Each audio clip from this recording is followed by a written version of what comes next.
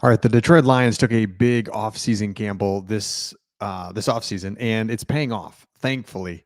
And it's exactly what the Lions need to do. Before we get into that, we've been asking questions here. Kind of we're in the not dead period, but just kind of slower. What's your first memory? It doesn't have to be a first memory, but an early memory that you have when you first started watching the Lions. So this would be interesting. Look in the comments, just depending on your age, right? For me, it was Barry Sanders turning that Patriots guy around a few times. I remember watching that. Had a TV tray. Had a little bit of food in front of me with a TV tray and just watching Barry Sanders. Because I just being like, what? First, I mean, just when I became old enough to watch is when Barry Sanders started. And so that's all I knew. It was like, this is great. This is awesome. Turn on the TV. This guy runs it, takes it to the house every game. Football's awesome. So let me know in the comments. All right, here's what the Lions did. They get Carlton Davis for a 3rd round pick. Really aggressive and taking a gamble because he's still younger, but he's in the last year of his contract. You're trading a 3rd round pick away for a guy. And so if you look at it, it's kind of interesting because you look at what the Lions have been trying to do. In 2023, with the secondary, the Lions began to turn over the secondary room, moving on from their 3 starters. Look at this. Jeff Okudah, not good. Owarie, not good. He was good for about 6 games and is like, this dude's unbelievable. Then he was terrible. And it's like, what the heck? Mike Hughes. So to fill the void, they got Cam Sutton and Emmanuel Mosley, who was injured, and they were ready to get him back in. Jerry Jacobs, then Khalil Dorsey, then Kendall Vildor. So it's really interesting to look at this because Cam Sutton, let's go. First half of the year, he was great. Then he got terrible. Emmanuel Mosley never played 1 play or literally 2 plays, I think, and got hurt again. Jerry Jacobs was like, okay, but then he gets hurt and then he just like never comes back and just like gets released. Then Khalil Dorsey's not the guy. Then Vildor's like at least something, but he's not great. He's a good backup piece. And then you've got CJ Gardner-Johnson who didn't play. And then Brian Branch is just like the star. So that was last year. Just a mess, really. And it never panned out. So the Lions like, all right, enough of this. We have to get aggressive. We're going to go and get Carlton Davis. And that's been huge because Carlton Davis is been the spotlight in the offseason so far. Mini camp, OTAs. I would say if we look at all the articles, we look at everybody that's been there, what's being said, what's going on with the Lions, everybody, and we'll get back to some of the other things here, but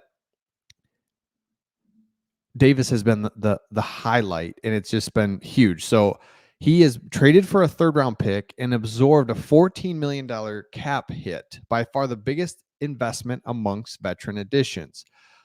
But with that investment comes high expectations. Davis says, you are getting a lockdown corner. You about to have one side just like unavailable. That's what I do. I take away the number 1 wide receiver.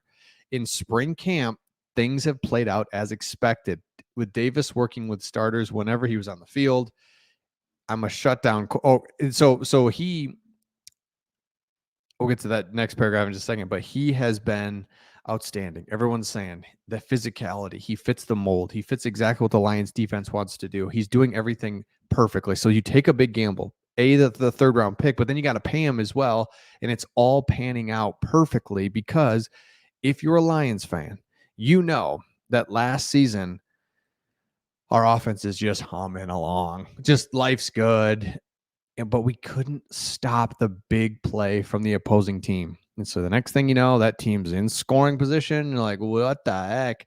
It didn't take long for that to happen. So then you pair him with Terrion Arnold, who is another dude, real similar, man coverage, sticky, awesome. Then you get Amik Robertson. He's undersized at 5'8", 187, but has a tremendous amount of translatable skills that teams desire. If he doesn't win a starting role on the outside, expect him to be a top candidates to get nickel snaps when Lions move Branch to safety. More on that in a second. But yeah, Brian Branch now, who is an absolute star. He's one of my favorite players. if not my favorite player. I just love the way he plays the game. He tackles well. He does it all really well. So Amik Robertson and Emmanuel Mosley will now be your backups to the guys we just mentioned. This feels so much better. You've got Branch. You've got Amik Robertson that can come in for Branch and vice versa. It's like, oh, there we go. This is what I'm talking about. And so that's the secondary, and it's headlined by Carlton Davis. Then you go over here to the Detroit Lions linebacking crew continues to be overlooked. National experts continue to overlook and underrate the Detroit Lions linebacking core. Now, in some degree, I agree with that. Some I don't, because you look at Anzalone, he's not a household name, but he's in the right spot, does his job. We're lucky to have him. You've got other players that on the defensive side that are okay, but can really step up this season. And I think that's what we're really excited about, because if you look at the situation, we know Malcolm Rodriguez is solid as it gets, but he has a ceiling that he might already be at, which is fine. But don't expect him to take a jump that we like, oh my gosh, I can't believe this. Like, I think he's already there. Again, that's great. And that's what we needed at the time we needed it. But Jack Campbell, his ceiling, oh my goodness. He hasn't even figured it out yet. You could just tell, right? You could just tell he's in the right position. He's maybe a step behind. He's got all the physical traits. We've talked about it many times on this channel, how he is one of the highest graded linebackers in the history of football. His athletic numbers, like he's just size, weight, movement, agility, explosion numbers, 40-yard dash, bench press, vertical. It's all one of the best all time. So let's go. So now we've got Anzalone. Let's go. Jack Campbell's going to come into his own and be really something that we need. And then, we've got Derek Barnes as well, who maybe he's peaked. Maybe this is like who Derek Barnes is, but what if it's not? What if Derek Barnes can be somebody that we were like, all right, let's go. Derek Barnes need it. And then defensively, last one, Aiden Hutchinson. That's just, we could have we could have a star. Not just like, man, he's really good, man, so good. No, it's like we could have a star defensive end. You have a star defensive end, a good underrated linebacking core, a revamped secondary, and now the defense, who was always kind of like, man, I mean, those, like the Seattle game is a perfect example. Offense is doing everything it can. Defense just cannot stop anybody. Defense, give us a chance. I think we've absolutely got that. The offseason gamble to bring in a veteran corner and just be done with it and really turn it around, I think is going to be the difference.